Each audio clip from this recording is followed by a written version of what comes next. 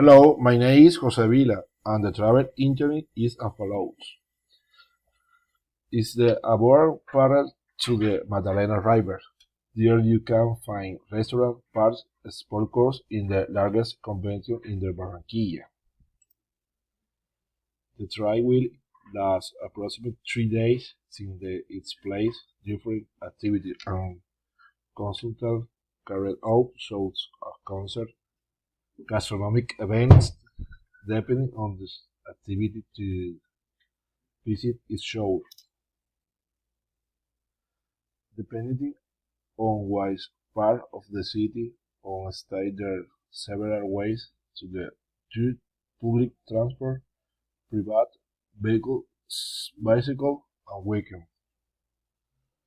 In this place, you can do various activities such as walking, cycling, skating, enjoy its park, playing soccer, playing basketball, volleyball, cultural activities, riding on the jet ski and walking on low private.